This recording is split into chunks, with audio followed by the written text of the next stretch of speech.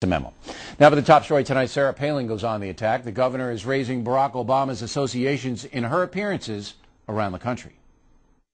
I was reading today a copy of the New York Times, and I was really interested to read in there about Barack Obama's friends from Chicago. Turns out, the article said that one of his earliest supporters is a man named Bill Ayers. According to the New York Times, he was a domestic terrorist and part of a group that, quote, launched a campaign of bombings that would target the Pentagon and the U.S. Capitol. Barack Obama says that Ayers was just someone in the neighborhood, but that's less than truthful.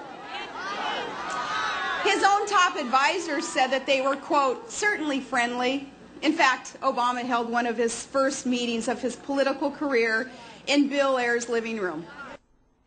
Now the question is, will that strategy work? Joining us now from Washington, Fox News analyst Mary Catherine Ham and Juan Williams. So let's get a little pointed out there, Juan. Yeah. A little feisty. Yeah, a little chilly.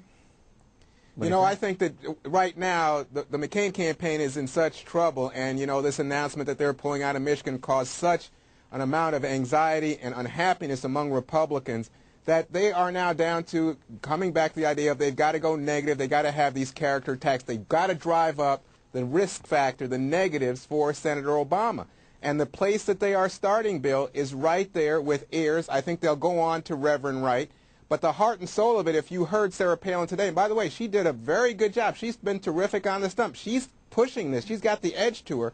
She's going to say, this, you don't know this guy, Obama. He's a mystery man, and he's going to raise your taxes. Don't believe this stuff. Raise your taxes. He's not going to let us drill. At this event today in Florida, she said, drill, baby, drill. And then third, he's going to raise the white flag on the war, and he's going to cause trouble for our troops. They're going to make Obama so dangerous that they're going to force people to rethink their support for him. But the fact is you think this is a, could work. Do you think it could work? Well, yeah, look, what's the history of politics? Negative advertising and character assault work. It worked on John Kerry with swift voting. What do you think, Mary Catherine? Well, I think that the McCain campaign is doing a couple things that conservatives, for one, have wanted to see them do for a while. One, sort of slamming Barney Frank and these guys for having a role in this this economic crisis that we're enduring. I think the folks want an answer to what happened, and it is fine for McCain to go after them and say that, listen, I was the man of action on this. I came forward, co-sponsored bills, spoke on the floor about this, and Obama did nothing. Obama has often been the man who benefits from the political windfall of inaction. That's been sort of the pattern of his career, and McCain needs to make that clear. He can also connect that to the unsavory associations. He can say, this is a guy who looked in the eyes of a terrorist, and I'll specify white terrorists so the AP doesn't waste one of its stories on calling me racist, but he can say he looked in the eyes of a terrorist and said, hey, let's party at your place. That, this is a guy who he was involved with. But that's not really what happened. Well, he did. He held an event for him at his house to launch his political career. It was a little shindig. We have established, because I talked to Senator Obama about it, that Ayers was part of this cabal, this far-left cabal in Chicago, right, that helped Barack Obama achieve power, and that Barack Obama is comfortable, not with terrorism, that's ridiculous, but in the far-left precincts. I think you're right. That's the end argument they have to make, is that this guy is a far-left fish who doesn't even know he's wet. He's so liberal he doesn't even know these associations are a problem until we bring it up with him. But is that going to override people whose 401ks are down 40%? See, this is an old story. This is an old story. Go ahead. But this is the problem that you talked about in the Talking Points memo, Bill. People are connecting McCain with George W. Bush and the last 8 years and the lack of regulation. And they were connecting him with continuing the tax policies that have got us to this place today. And they're saying, wait a minute, but the tax policies have nothing to do with it. You say trickle down works. It's not working. All right. Well, and if McCain offers the opposite narrative and goes after Barney Frank and Chris Dodd and says, listen, they had a part in this, and I'm the man who can take action to fix things, he has to do that consistently, and he has to do it very, very well, because there's not much time left. Yeah, he's got to do it well tomorrow. But look, there are a few things that aren't fair here, and I think that we should point them out. Number one, McCain had nothing to do with the economy. Number two, Bush tax cuts have nothing to do with the meltdown. Nothing.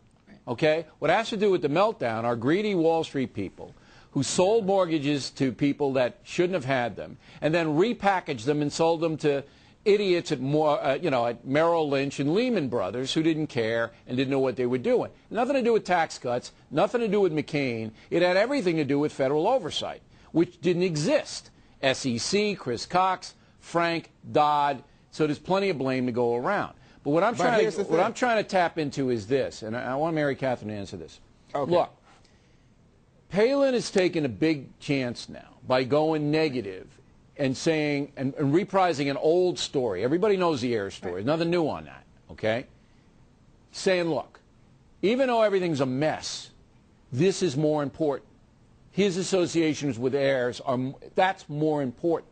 I don't know if Americans are going to buy that or not, Mary Catherine. Yeah. Well, and I'm not sure if she's saying that it's the overriding issue. I think the that's what she's concentrating on in every stop. They can chew gum. Well, that's what everybody reports on, but she's also talking about the economy. She's talking about 1,000 things. The McCain campaign can chew gum and walk at the same time. And frankly, the American people don't all know about Ayers and all of these unsavory connections to Tony Rezko and the details of them. And they have a right to know. They need to go into this with their eyes open. You agree with that, Obama has a very short career, is, and he should be held accountable for these things. The story's old for us, but it may be new for millions of voters. You agree? No.